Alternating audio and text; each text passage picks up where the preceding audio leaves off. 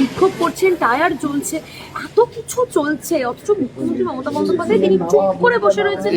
চুপ, চারিদিকটা জ্বলছে ভোটের আগে। এই মুহূর্তে কি বলবেন? দেখুন, পরিযায়ী শ্রমিকদের উপরে যেভাবে ভিন রাজ্যে অত্যাচার হচ্ছে, সে অত্যাচার বন্ধের জন্য রাজ্য সরকারের যা পদক্ষেপ নেওয়া দরকার সেটা নেয়নি। আজকে বাধ্য হয়ে গ্রামবাসী রাস্তায় নামছে, তাদের পরিবারের, তাদের গ্রামের যে একজন মানুষ কাজে কর্মক্ষেত্রে গিয়ে খুন হয়ে ফিরে আসছে, সেটার প্রতিবাদ জানিয়ে আমরা দেখছি একের পর এক কোনো জায়গায় সোমনাথ দেবনাথ, হেমন্ত রায়, সাবির মল্লিক, জুয়েল রানা একের পর এক লাশ হয়ে বাড়ি ফিরছে।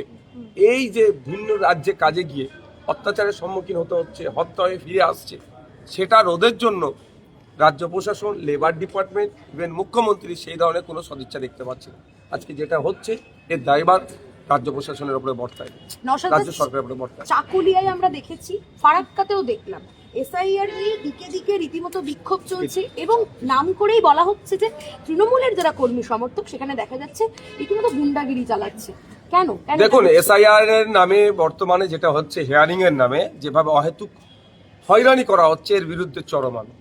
কিন্তু একটা জিনিস প্রতিবাদ অবশ্যই করতে হবে, প্রোটেস্ট করতে হবে, অবশ্যই পিসফুলি হওয়া দরকার, শান্তিপূর্ণভাবে প্রতিবাদ করা দরকার। কিন্তু ওই কোনো ক্ষেত্রেই হিংসার পথ অবলম্বন করলে সেই প্রতিবাদের সাথে আমি ছিলাম না, আছি না, আগামী দিনে থাকবো। তাই আমার অনুরোধ, অ্যাপিল, যেভাবে নির্বাচন কমিশনের পক্ষ থেকে নামের বানান ভুল, বয়সের তারতম্য, সন্তানের সংখ্যা নিয়ে এবং ইভেন নামের একটা ডট এক্সট্রা থাকার জন্য বা কোনো জায়গায় না থাকার জন্য এ ধরনেরও ডাকা হচ্ছে। 2002-এর বা আপনার এসআইআর লিস্টে নাম ছিল, তাকেও ডাকা হচ্ছে, পরিবারের নাম আছে তাদেরকেও ডাকা হচ্ছে। এই যে অহেতুক হয়রানি করা হচ্ছে, এর বিরুদ্ধে প্রতিবাদ হওয়া দরকার। আমিও প্রতিবাদ করছি দিকে দিকে, কিন্তু প্রতিবাদটা অবশ্যই শান্তিপূর্ণ হওয়া দরকার। দেখা যাচ্ছে বিভিন্ন জায়গায় তৃণমূলের যারা কর্মী সমর্থক বা ক্যাডার বাহিনী যাদের বলা হয়ে থাকে, তাদের হাতে পুলিশ মার খাচ্ছে। এটা কি চলছে? প্রশাসনই এখন পুলিশ আজকে তার যে গ্রহণযোগ্যতা সে কত তলনিতে নিয়ে গেছে সেটা দেখুন। কারণ এই পুলিশের একটা অংশ তৃণমূলের সাথে জুড়ে থেকে যেভাবে এই ধরনের তারা বিরোধীদের উপরে আক্রমণ, বিরোধী কন্ট্রোল করার চেষ্টা, যখন তাদেরকে সহযোগিতা করেছে, সেই তৃণমূলের নেতারাই আজকে দেখুন পুলিশের উপর আক্রমণ হচ্ছে। আমরা এই আক্রমণের চরম বিরোধিতা করছি। পুলিশ প্রশাসনকেও বলবো, আপনারা আপনাদের সিদ্ধারা সোজা রেখে আপনারা পুলিশ কোড অনুযায়ী কাজ করুন। কোনো রাজনৈতিক দলের পক্ষপাতিত্বমূলক আচরণ বা তাদের পক্ষ নেবেন না।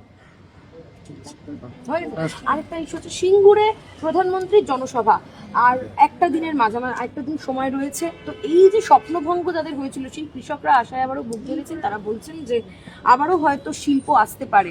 এটা নিয়ে আপনার কি প্রতিক্রিয়া? দেখুন, প্রধানমন্ত্রী জি আসছেন আমাদের পশ্চিমবাংলায়, আসতে পারেন, 100 বার আসবেন তিনি।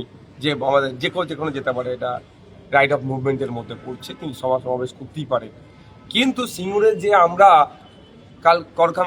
কারখানাটা পেলাম না, সেই সময় কিন্তু রাজনাথ সিংয়েরকেও আমরা দেখতে পেয়েছিলাম। মমতা ব্যানার্জি যে ধর্ণা করেছিল সেখানে উপস্থিত ছিল। আজকে নিশ্চিতভাবে যখন আসবেন দেশের প্রধানমন্ত্রী, সে অবস্থাটা তার ক্লিয়ার করবেন, সেই সময় তার অবস্থানটা কী ছিল তার দাবি। ঠিক আছে।